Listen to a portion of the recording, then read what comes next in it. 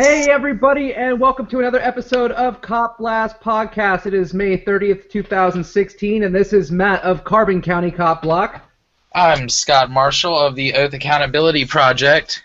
Allentown Cop Block. Hey Rick. Gonzales. What's up? Hey Rick, how's it going, man? We almost had it. So, Yeah. anyways, how's everybody doing this week? I'm enjoying enjoyed the nice weather today. It's a nice, good weekend. 3 days. Yeah, I definitely agree with you there. It was a nice day out. Got to do some fun stuff. Rick, Yep. How about you? What have you been up to? Nothing much. Just enjoying the weekend, Memorial Day, and watching everybody else enjoy Yeah. cookouts and stuff like that. So, yeah. Have you seen any cops? Not really. Well, I've seen them, but they haven't been really just basic drive-by, and that's about it. Understand. I hear you. They don't Scott, wanna- how about They don't want to you? stop nobody in front of me. Go ahead. I'm sorry. No, you're good. You see any cops there, Scott? Well, yesterday I was driving and I saw some cops with some people pulled over. But I pulled over and parked, and before I could get out there to, set it up, they were already done and pulling away. So, at least the people drove away, so that was cool. But unfortunately, I didn't get there to get any videotaping. So, I was actually just earlier today with somebody going to Dunkin' Donuts, right? And driving down the road, and as I pass, I see cop has a van pulled over.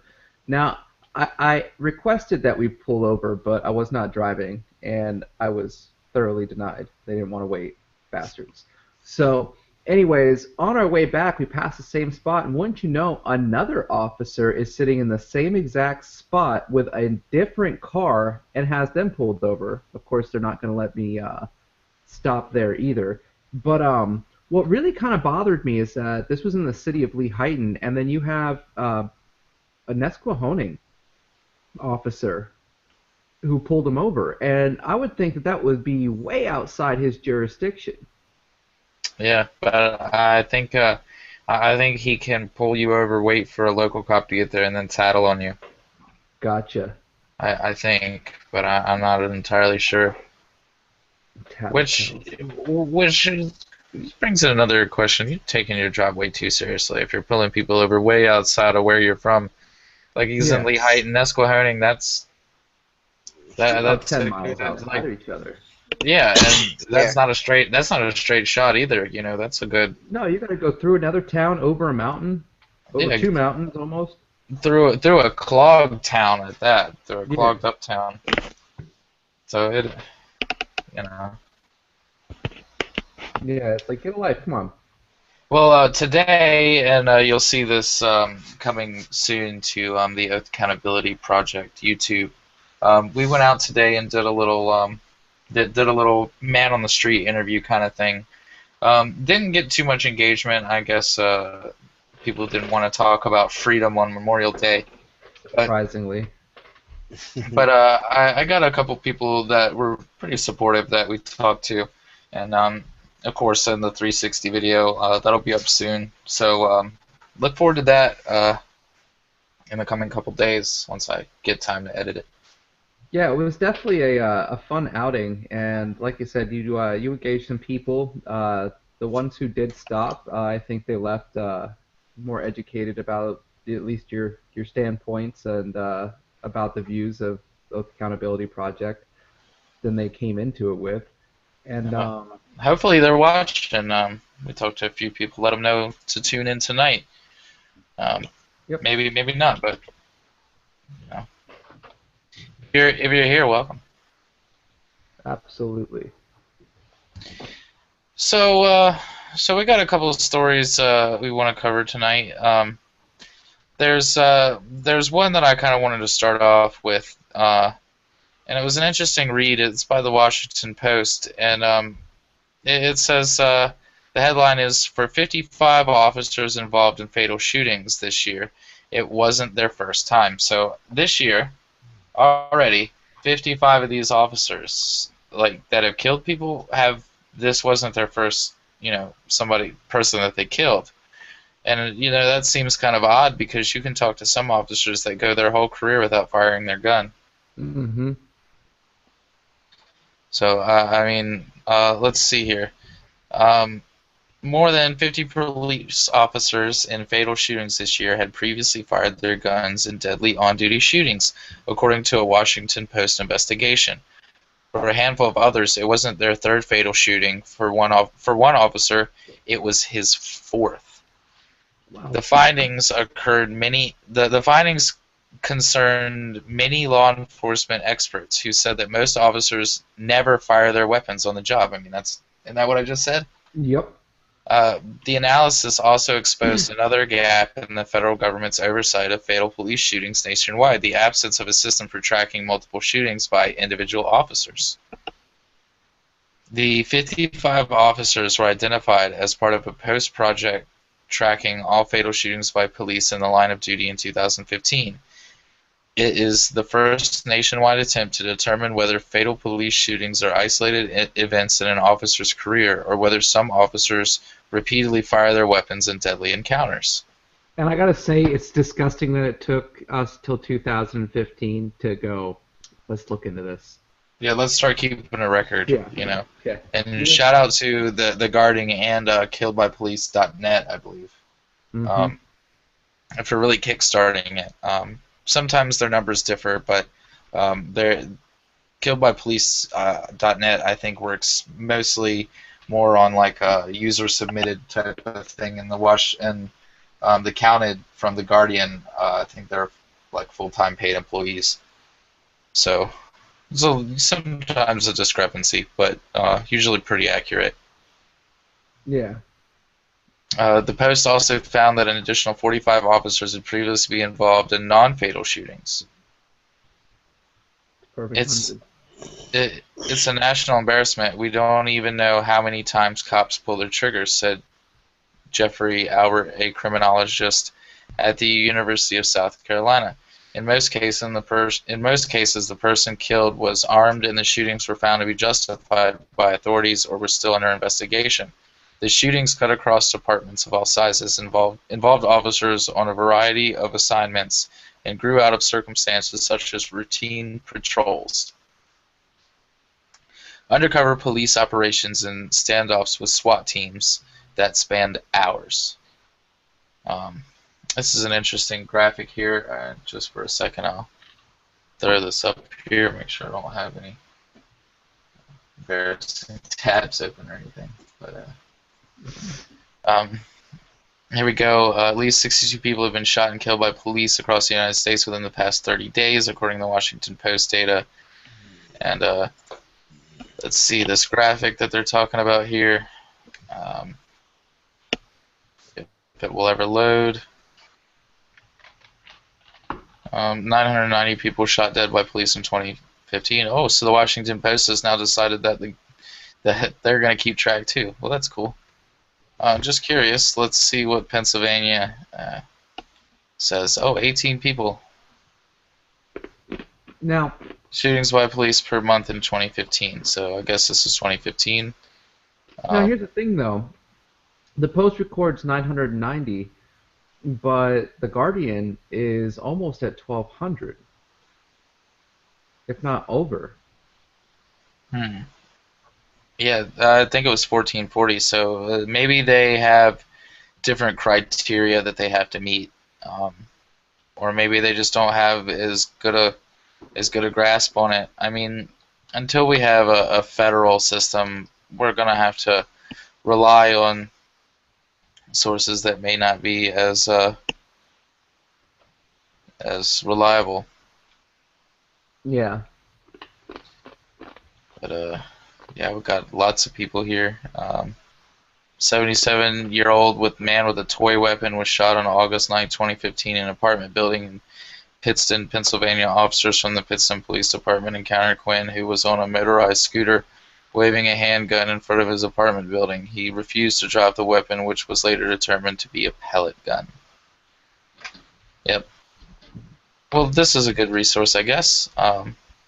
I kind of like how they have it a little bit better organized than the Guardians. Sometimes I have a hard time navigating there. I agree. Um, so let's continue on with the article. In Bradford County, Florida, a sheriff deputy on a SWAT team was involved in 3 fatal shootings from 2009 to 2011. His fourth came in June when officers shot and killed a suspected bank robber. In San Bernardino, California, 5 officers opened fire in February, killing a man who led police on a high-speed chase and then tried to ram their cars. For 2 of the officers, it was their 3rd fatal shooting with the department, and for another, his 2nd. And nobody, just thought to think, hey, remember when he did this earlier? Remember a couple of years ago? So, as you would think, don't they have to go through like internal investigation every time that the weapon is fired? So if they go through this internal investigation, there should be a record. And if there's no records to really be able to pin them together to go, hey, this guy's done this before, like what's the point of, it's just, it boggles my mind that nobody thought to really make sure that this was happening Well, for it's not. accountability. It's not in their. It's not in their best interest. Um, but yeah, I mean, this just goes on and on and on about different cases of different police officers and such. We don't have to go through all of that, but you guys get the point that sometimes sometimes police some police are more prone to killing people than others, is what is kind of the message that I get from this. I mean, some, but it's kind of raw data, and until you get like a good context on other, you got to look at just not just one statistic, but you got to look at the whole group and figure it out. But just from looking at this, I would have to draw the conclusion that some are more prone to firing than others. I agree with you. Rick, what's your take on this?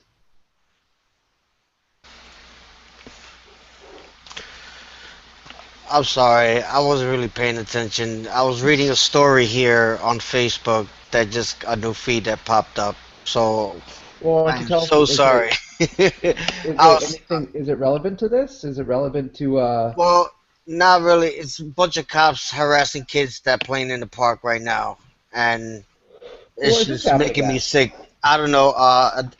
Freeman just was tagged in it in the Cop Lock Family Network. So I was just looking at that and reading it, and it threw me off track. I apologize for that. Gotcha. It's The professionalism. it's just the what caught my attention, the cops harassing kids at park, man. Like seriously, Yeah, I there's like get you. 20 cops out there, and they're all kids. I'm gonna share you guys. I'm gonna send the link over to All you. right. Yeah, do that. Throw It it up kind in of it made me the sick just spaces. now. Throw it up in spaces so we can just pop that right over. Where at? Okay. Spaces. So what do we want to cover next? Do we want to do this which Well, laws? while we're doing this and waiting for Rick, why don't we go ahead and give a little bit of an update? You remember last week we were talking about those officers up in Oakland?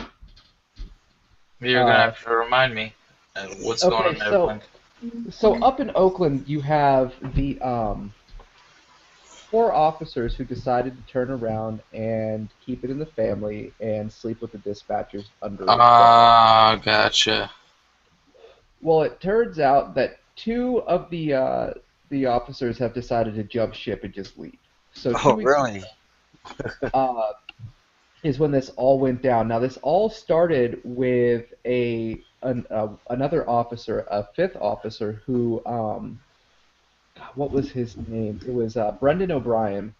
He committed suicide, but had in a suicide letter basically pointed fingers at four other officers and saying that it was that part of the reason why he was doing it was because a sexual relationship with this underage girl had failed.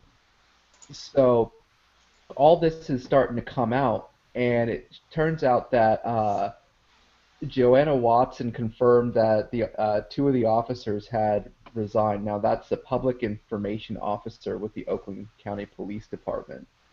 So it doesn't say which ones actually left, but it does say that two of them decided to step down. So I guess as things happen there, we will keep you informed. But seems two of them are just like, fuck it, we're out. Escaping accountability. Yeah, just cut and run. Well, that's a move they do Cowards. to be able to turn around and get their pension before any Yeah. sort of thing comes down on them that would be able to take it, because they can turn to pull their entire pension right at the once they retire, they can pull their entire pension. So at that point, the pension's gone, and they normally don't get asked to pay it back. It's their pension. But if they're found guilty of something while on a department, they run the risk of losing their pension. So that's what they do. They run. Yep. Scurry and flee. And that's the nice little loophole that they built into the system for themselves. Yep. And I mean, it's at all levels. They built that in. As long as you're working for the government in some sort of fashion like that, that you help generate them money, they've built it into where if you fuck up, and as long as you're not a part of it when you're tried, you'll keep your pension. It's disgusting. It is. It really is, because these cops, they all know this, and they all know that if the shit hits the fan, they have this they have this back out, they have this exit strategy that they can just go to, and it's Right. it's just that easy for them, and it doesn't seem right to me. Yeah. So did you get the link from Ricky over here? Yeah. Yeah, I'm yeah. still trying to send it. I got a video over here. Give me a second. I get it loaded up here. It came over through the messenger. Let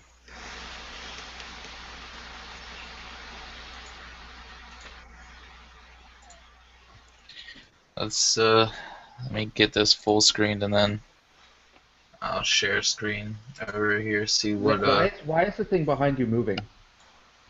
What's moving? Oh. air conditioner probably. Okay, I'm like, yo. You got ghosts, man. All right. Well, here we go with the video.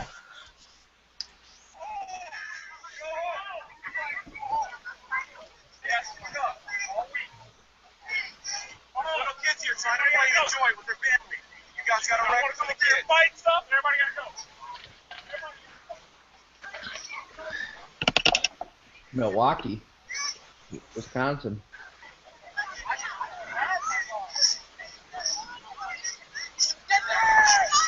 Your tax dollars at work, ladies and gentlemen. Look at this. Kicking Harassing people out of the park. just kicking a bunch of people out of the park because they got bikes. Victimless crime. Because I know when I was a kid, I never rode my bike to the park and maybe sat on it and talked to friends, or parked it and then went and played. Look how many cops there are. Like, do you really need all those cops for a playground? These kids, I'd rather them be at the park than selling drugs and breaking into houses and all this. They probably think that these kids are there riding around selling drugs to people. Oh my God, give me a fucking break. I mean, it doesn't help that the kid was just tossing some gang signs up. You should probably just chill on that right now, but... Kids do that all the time.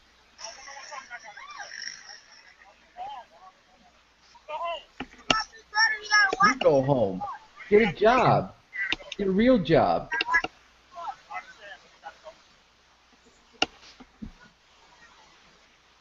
Now, what kind of person do you have to be able to take a job where in any given situation and day, it's your job to go and just harass children, to strike fear into children, to intimidate children to listen to you and follow your will? Like, what kind of person do you have to be to make that okay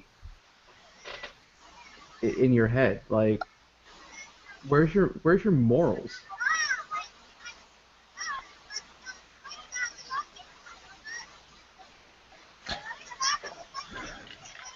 Like, even the kids are like, what are you talking about? We're at the park. Even the little kids are like, this is bullshit. When they're Fuck you. right. Fuck the police. Like, pretty sure I heard one of them say that. No, I'm just kidding. They should have. Well,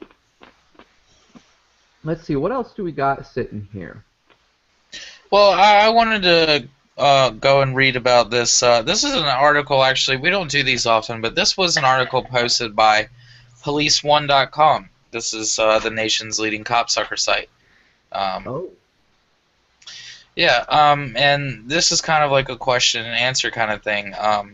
And the question is, which laws do you least enjoy enforcing? And it's a question posted, let's see, blah, blah, blah. And one of the officers, let's see, Tim D is a police one columnist and retired police officer. He said, laws that cops are required or strongly encouraged to enforce rigorously, but that are treated casually by prosecutors. He said, for example, when I worked in Nevada in the 1980s, possession of any identifiable amount of marijuana was a felony under Nevada law. If we found a roach in a pocket or an ashtray, we had to make an arrest and process it as if we had found a kilo of pharmaceutical-grade cocaine. When the case got to the DA's office, it would nearly always either be dismissed or outright or dealt down to some unrelated legal fiction offense, which is one where the facts of the case do not justify the charge, but the defendant agrees to plead guilty to the charge as part of a plea bargain that was satisfied by a fine. Now, hold on. He just admitted that people will plea out to charges that the facts don't. So basically, they'll plea out to shit that's where they're innocent, anyways. And he said that he doesn't. Even though he didn't like these laws, he was still a cop. Now, well, listen to that though. That sounds like the racket before they had perfected it, because they are turning around and just blanket dropping felonies on everyone to hit them with the fear of being a felon, and then just dealing it down to something like a small misdemeanor or even a summary just to hit them with a fine so they could make some money. Like, that's a racket. They've been doing that for years. let's see. Here's one. Petty shoplifting, especially juveniles. If a convicted felon is bebopping out of your store with $1,400 worth of clothes, I am frickin' on that like dots on dice. However, if a 14-year-old girl palms a $1 bracelet with a kitty on it, I sigh. Yes, I know it's a corporate policy to press charges. Here's what I also know. I can't cite a minor criminally, so I get to call the county juvenile office. They'll obviously tell me to release to a parent. I'll call a parent who was invariably one at work, two out of town. Either way, I get to sit there and stare at a 14-year-old girl who is either violently sobbing or completely nonplussed to the point of eye-rolling and disdainful sighs.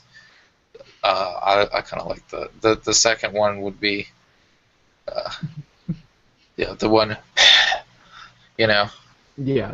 when I was that age, if I got arrested, would be the male counterpart to that. Just meh, whatever, screw you. Yeah.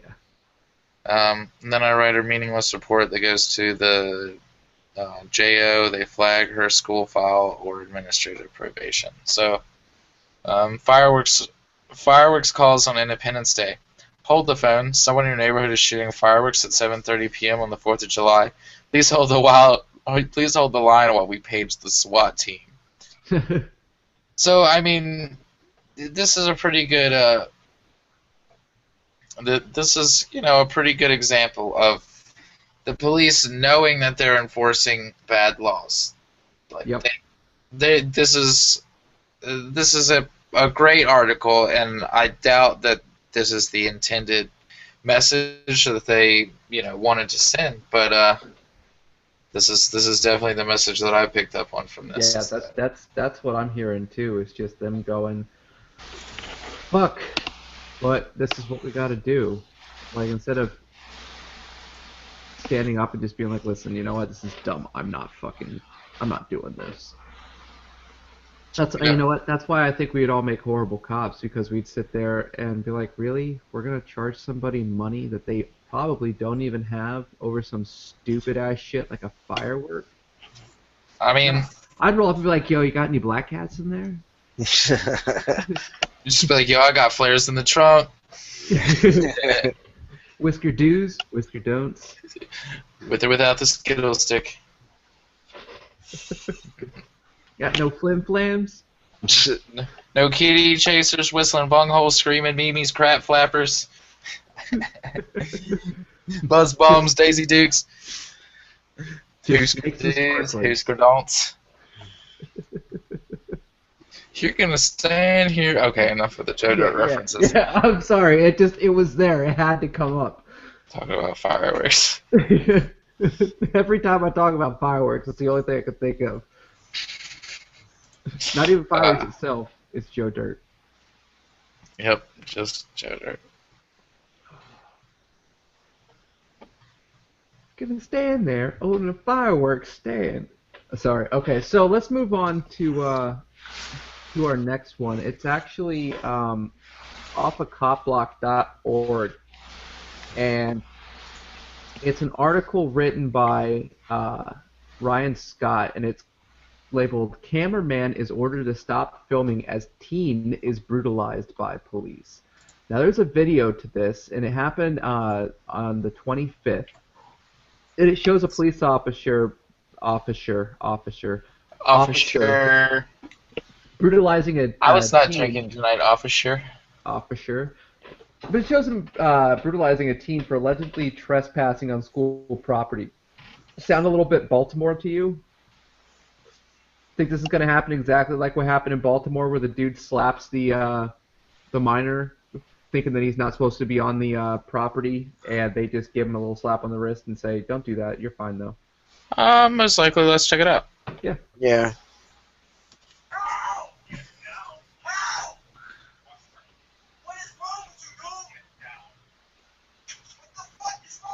Is he driving his elbow into him?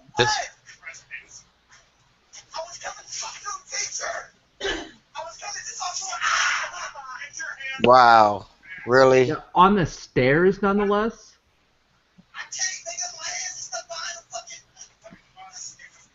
Wow, he's gonna break his arm. This cop has no real training, man. What is that? And this is supposed to be a school resource officer. Yeah. This is the Nazi watching out for your kids. Okay, so this is where you're. Hold up, because this is where.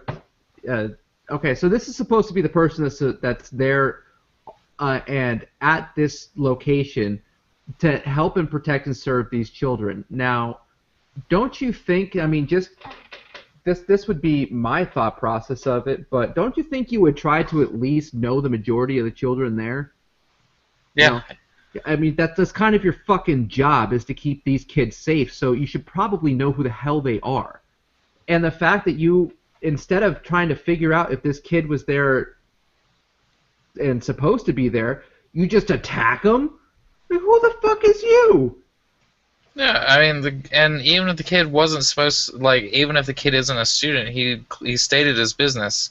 Like, Yeah, which he didn't even have to do. The school, I mean, Schools are kind of a funny place because they are public, publicly owned shit, and it is public property, but it's a school, so we all know that the rules for being there are a little bit different. Whether, Yeah. you agree with that or not, we all know that when it comes to people's kids, people don't give a fuck about your rights. Yep.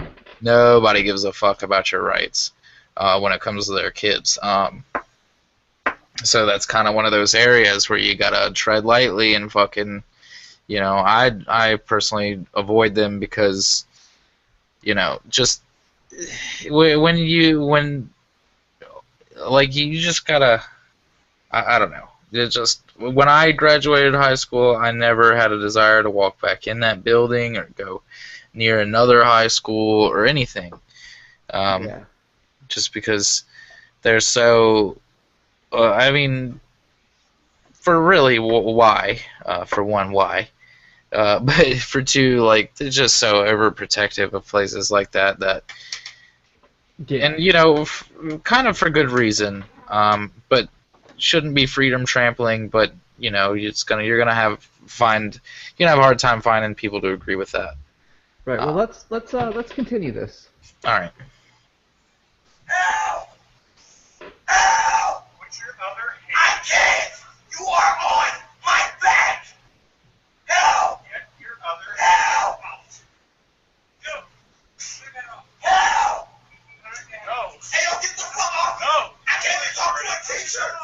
Shut up. I came to talk to a teacher. I can record it, Mohawk. Hey, yo, you slip up. I came to talk to a teacher. It's alright. I have no drugs on me, no weapons, nothing. What the fuck is going on? What the fuck? Wow. Hey, Paul, this is mini. Why is he Minneapolis. fucking manhandling him like that? I don't know. My entire life. This some bullshit.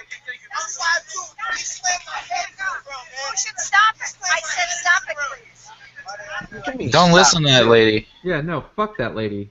I ain't got no class or no. One Nazi trying to help another Nazi. She's probably the one who called. Yeah. Like, Fucking there were Nazi. some African Americans congregating near the entrance to this building, and I'm not Yeah. sure if they're supposed to be there. And I'm not usually one for to bring it into it, but I think it would be hard for me to believe that it would for me to believe that if this were a white kid that would have happened. I mean, look, we don't know what happened before the camera turned on, and every cop sucker is gonna say that. But again, I didn't see this guy resisting. He's being smashed up in the corner, and this cop isn't even giving him a chance to comply. He's manhandling and roughing him up, and even he's saying, "Dude, I can't comply with you because you're roughing me up." Like, I mean, it's just it seemed like it was just way, way, way over the top. Like, why?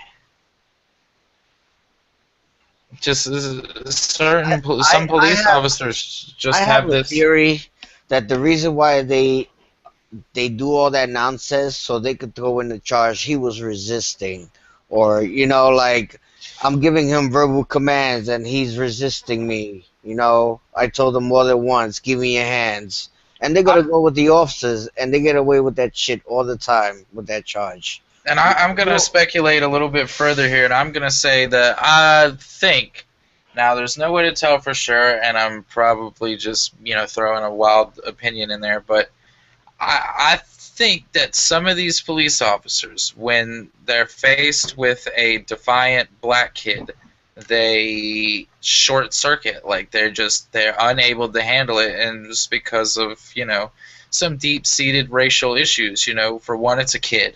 And he's got to feel superior, so he's like, you're a kid, I'm double the boss because I'm an adult and I'm a cop. But then, there's the added minority factor. I just think it causes some of them to just short out. Yeah. Well, did you see later on in this post? There's actually a spot where the cameraman, who is a 17-year-old student, was contacted by the principal and basically changed the narrative of his story because it says, end quote, "My principal has called me and asked me to change the narrative of this post to give a more accurate representation of what occurred. He was trespassing and, according to officials, not cooperating with the officer. I have been told he was not a central student. Despite this, people do not deserve to be treated this way. While there, I could have clearly hear that he was attempting to do what the officer was telling him to, while the officer continued to hold him down with a knee on his back." So, how are we to know? That they're saying that he's not a student, but why? Yeah, I don't know.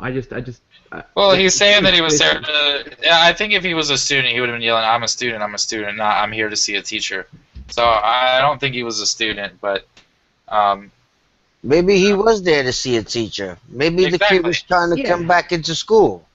Like, you don't know what his real reason was there for. Exactly. Well, what I'm saying is just that, like, regardless of whether he's a student there or not, I just think it's fishy that the principal called and made this student who's there, who was forced to basically stop filming, that they made him change his story. I'm gonna bet that lady that was out there trying to make him stop filming was the principal. That's what I'm gonna make that bet.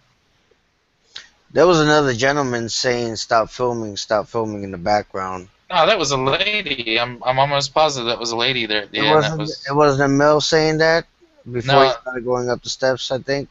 No, this was a lady that was in his face and like counting down, like, attempting to stand. Yep, it's a lady. I got her right here. Let's see. Okay.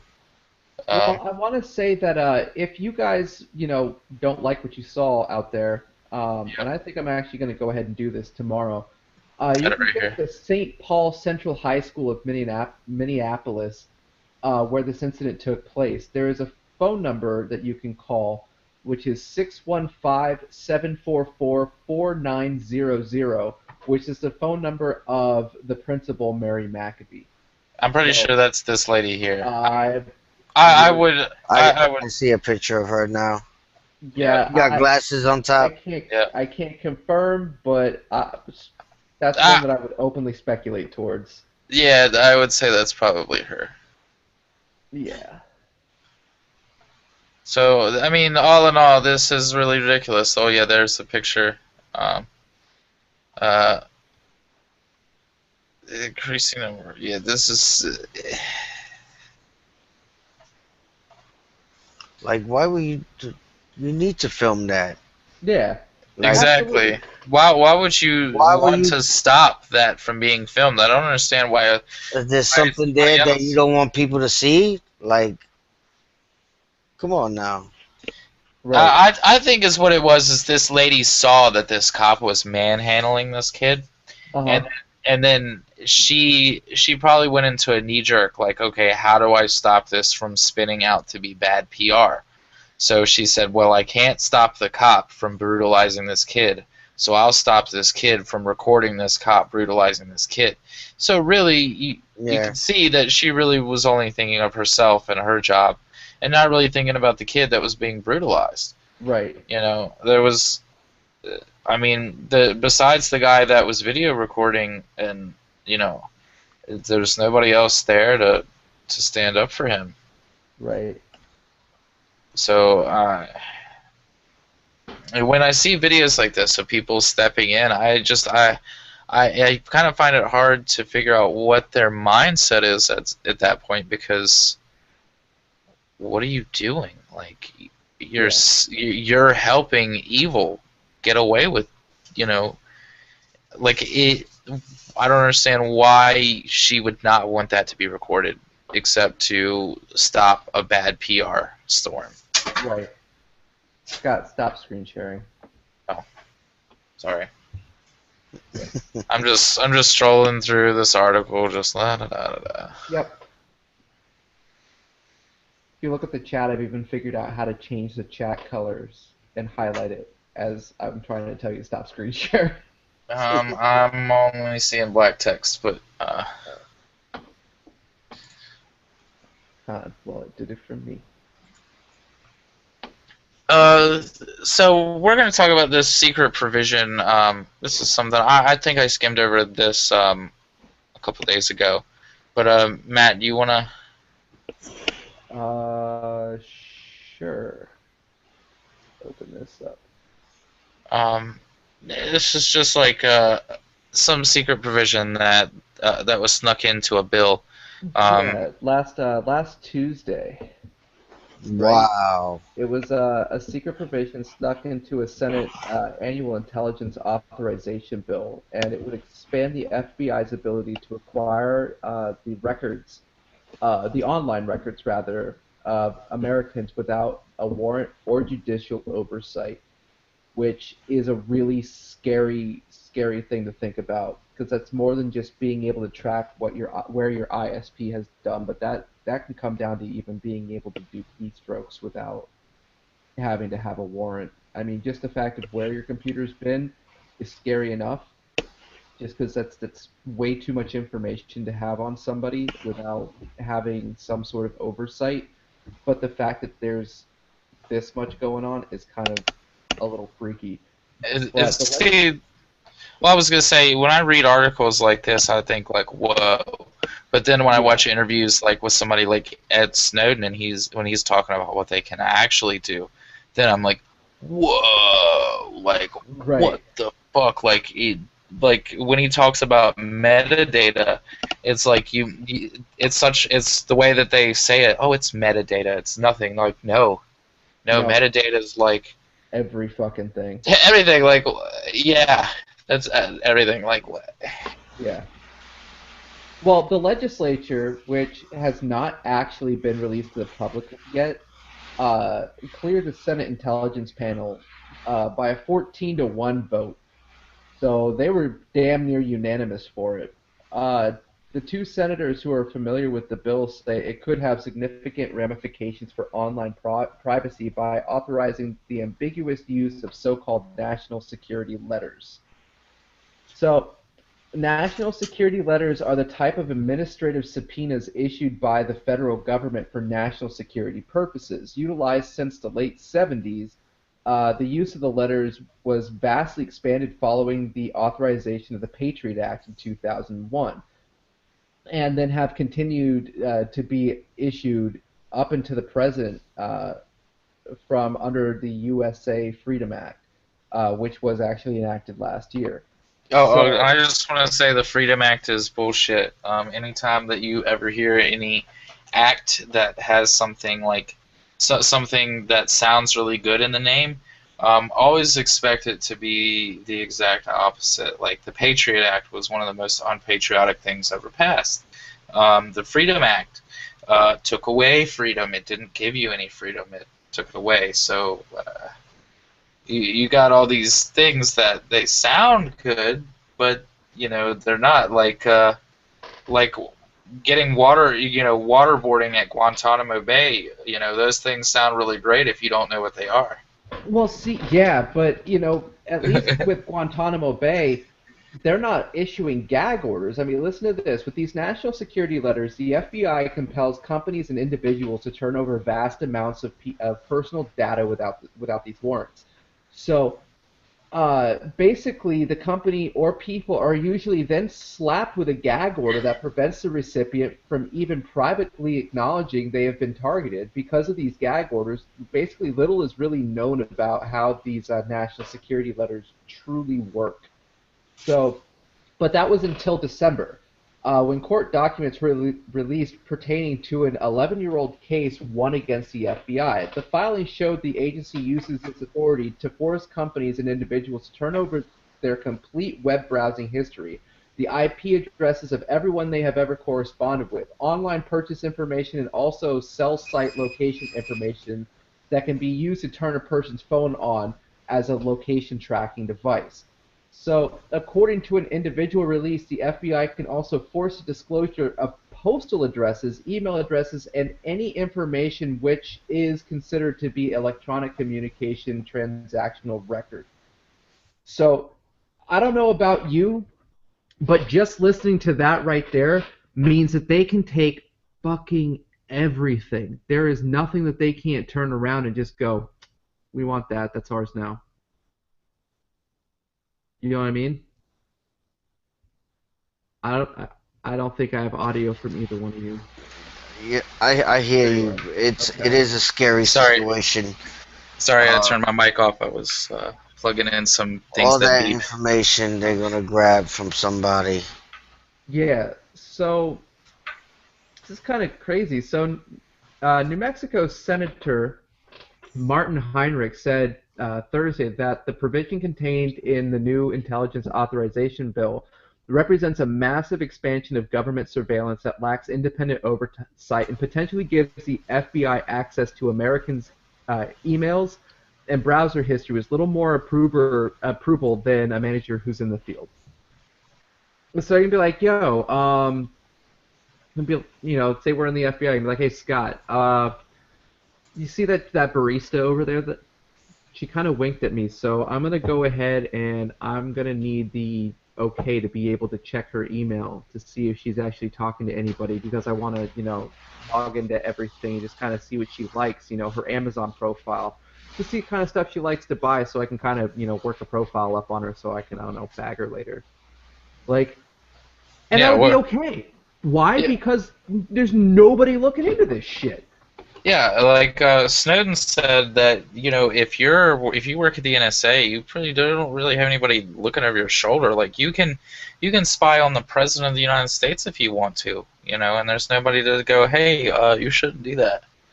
Um, Now, Heinrich says that says that he would like to see this all overturned, but he himself actually voted for this expansion. So, Oh wow. like, yeah, the only member of the intelligence community to vote against it on Tuesday was from Oregon, and that was Ron Wyden, who said the expansion involves the refusal to properly define the term electronic communication transaction record, leaving the door open for the FBI to collect almost anything. This bill takes a hatchet to the most important protections for American liberty, he said. The bill would mean more government surveillance for America, less due process, and less independent oversight of the U.S. intelligence agencies. Worse, neither the intelligence agencies nor the bill's sponsors have shown any evidence that these changes would do anything to make America more secure. It's all bullshit with the all American more secure and everything. They just want to be fucking nosy and be in people's business. Well, yeah, I don't want to sound I'm all just sick of conspiracy their theorist bullshit here. with their fucking, oh, it's for, America's safety, the war on terror. You motherfuckers are the terrorists. Well, Like, I don't want to go this conspiracy or anything, but Scott gets sent me me something upset. earlier that really makes sense in it. And if they're doing all this stuff and collecting all this data, you know, think about things like Facebook. I go on Google or I actually I was talking to Severin Freeman of Lehigh Valley Cop Walk like 3 weeks ago, and we were talking about I think it was ping pong tables over Google Hangouts. I shit you not, I log onto Facebook and later on that day there's a sponsored ad for fucking ping pong tables sitting there because they're collecting data any way they can because they're allowed to.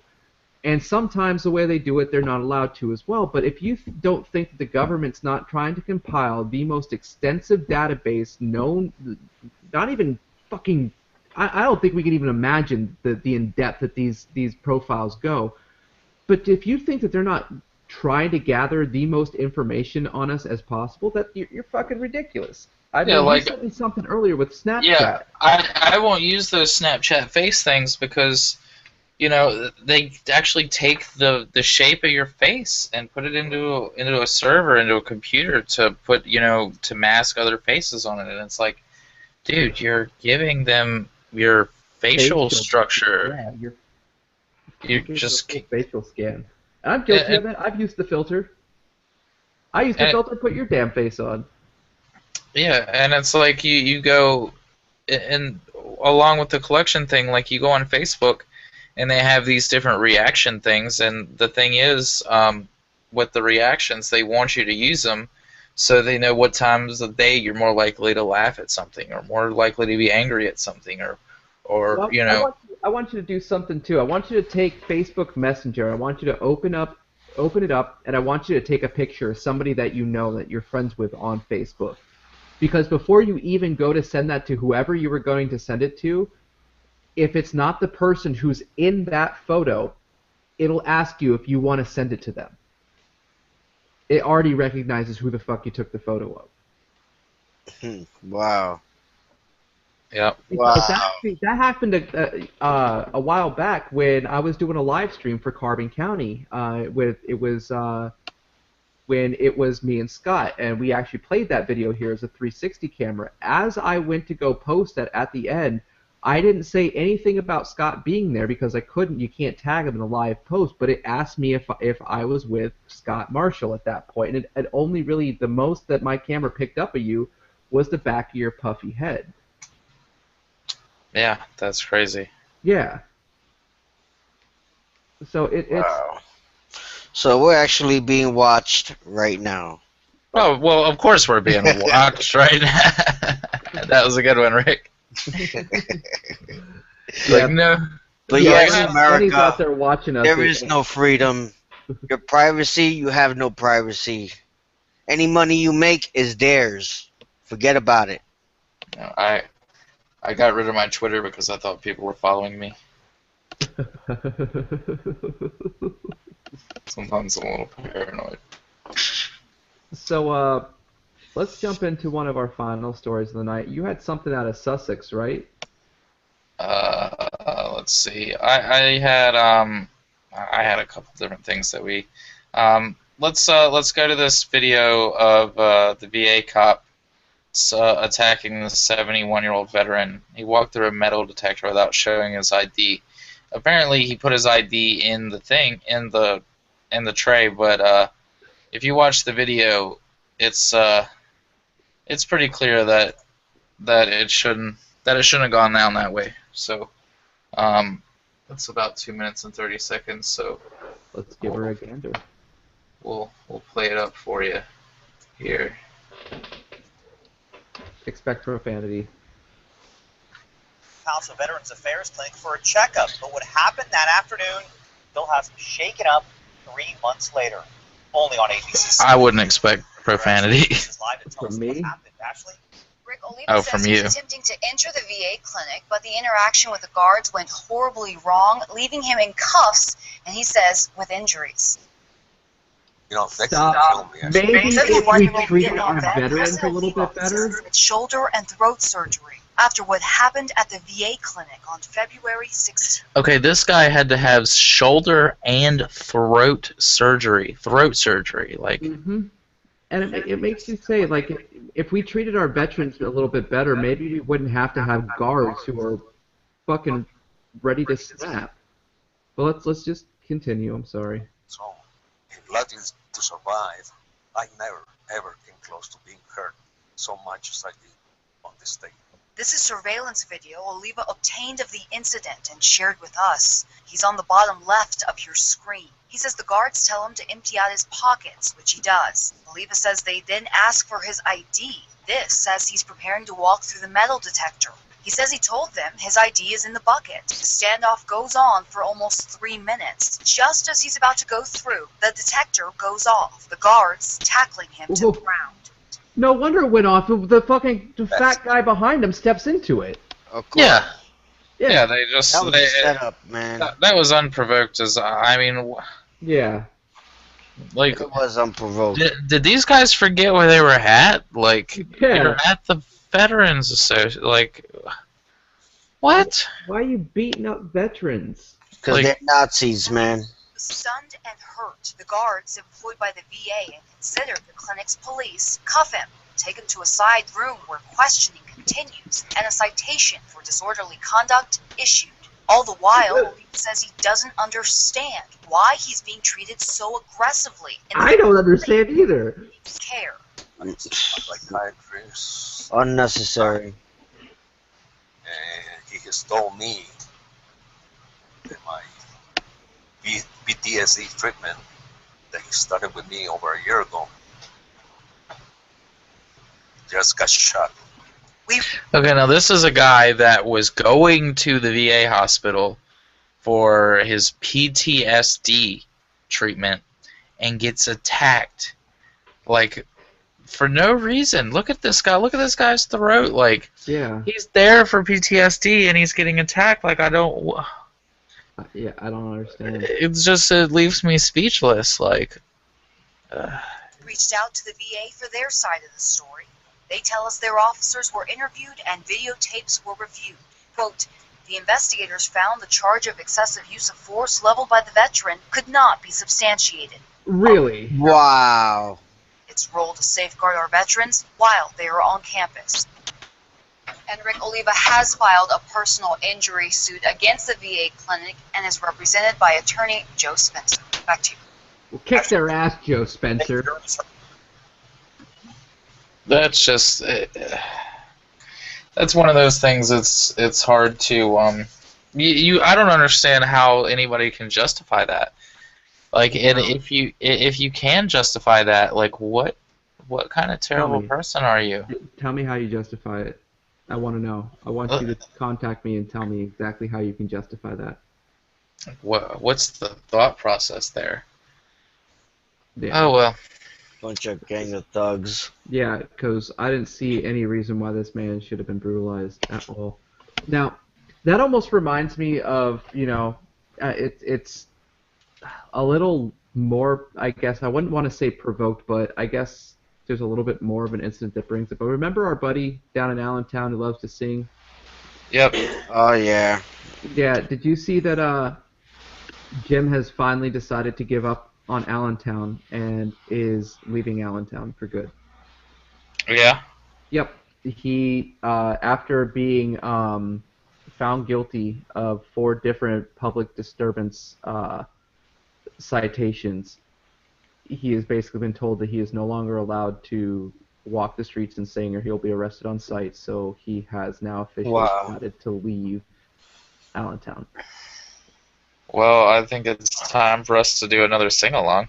Yeah, right? Yeah. Because that's bullshit.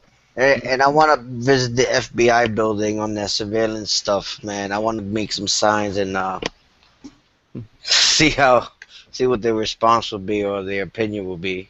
You have fun going and fucking with the FBI.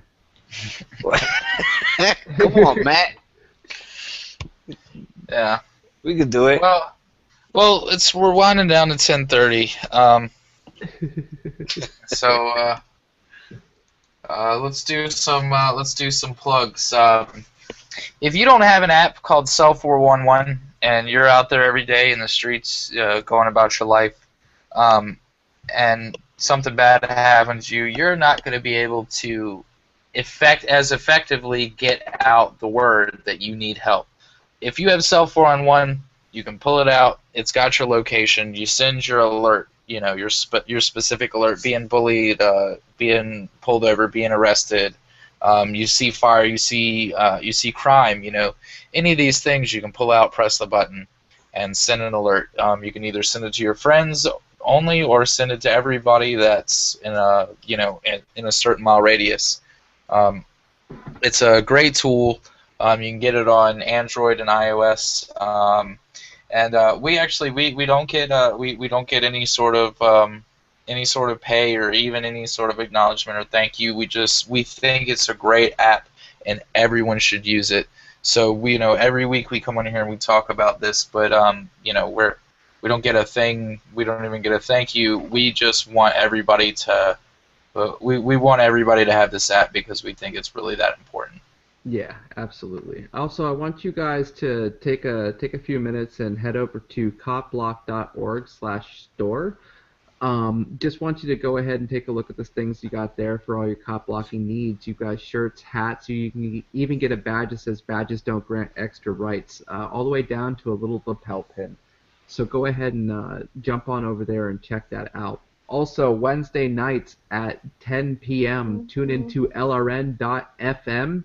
or go to copblock.org/show, where you can find myself and Severin Freeman of the Lehigh Valley Cop Block, as we are live on Cop Block Radio. Not sure who our third's going to be this week, but I'm sure we'll have somebody.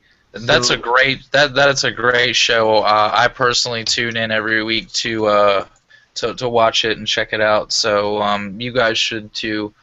Great group of guys over there. Always lively conversation. I'm gonna say, it's we've been having some pretty solid shows. Last week we had about 7,500 people listening throughout the whole show. So people are really starting to pay a lot of attention to that program, and it's pretty kick-ass. So come on over and give us a listen. But as always, I am Matt of Carbon County Cop Block. I am Scott Marshall of the Oath Accountability Project. Rick Gonzales, Allentown Cop Block. And this is Cop Blast Podcast. Don't forget to come back and see us next week at 9:30 p.m. Monday, same time, same channel. Until then, you guys have yourself a safe week. Don't forget, hold your cameras like this if you see the cops, and meet up at this week at the June 2nd. Yep, absolutely. Rick's meetup. June 2nd. In Allentown, June 2nd. I'm gonna have a lot of fun. Gonna do some educating and some cop blocking. Absolutely. So go check that out on Allentown Cop Block's Facebook. All right, guys. Hope to see you there. Until next week, be safe. Take it easy. It's gonna be a bloodbath of cops dying in LA. Yo, Dre, I got something Something to say. Fuck the police.